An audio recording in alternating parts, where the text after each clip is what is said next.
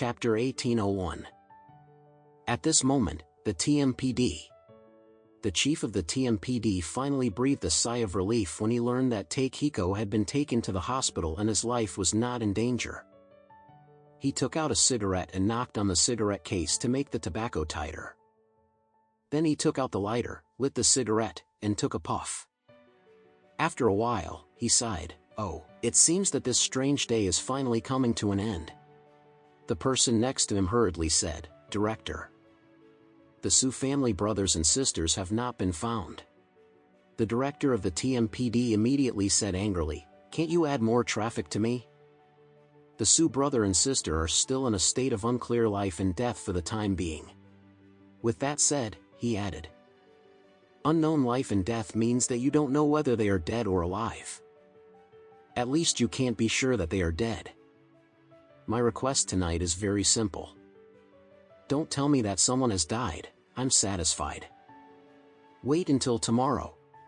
The person next to him nodded quickly and said, "Director, you have been working hard all day and night. You should go home and rest first." "Yeah." The director of the TMPD took a breath and said, "I want to go back and take a good rest." Just as he was about to leave the TMPD, someone suddenly ran in a panic and blurted out, "Director, director. Something happened, director." The chief of the TMPD was going crazy and blurted out, "What happened now?" The other party said breathlessly, "It's Matsumoto. Something happened to the Matsumoto family." The chief of the TMPD was dumbfounded and said, "First it was Takahashi, then Takehiko. And now it's Matsumoto. Why the hell did you breathe?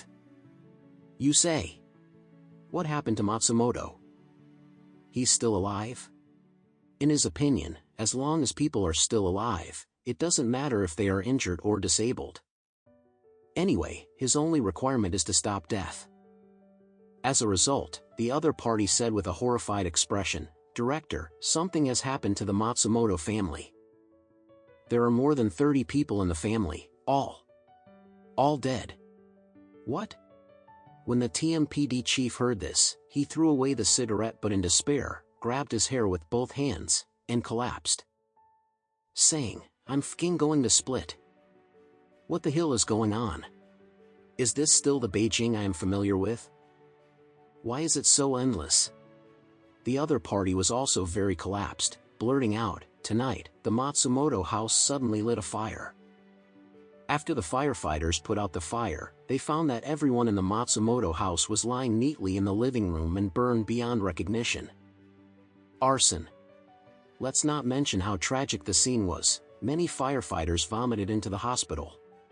Upon hearing this, the chief of the TMPD felt his blood pressure surge immediately and murmured, "Oh. My f***ing eye." Before finishing speaking, the whole person's eyes went dark and he passed out completely. At the same time, in the ancient city of Chengdu, Alex and Xingshi strolled for a long time in the snow. During the period, Xingshi told Alex that since she came to Chengdu to recuperate from her injury, she had stayed in the mansion and never went out, so she wanted to go out for a walk. So Alex took her and left the Edo mansion quietly over the wall, walking hand in hand through the streets of Chengdu.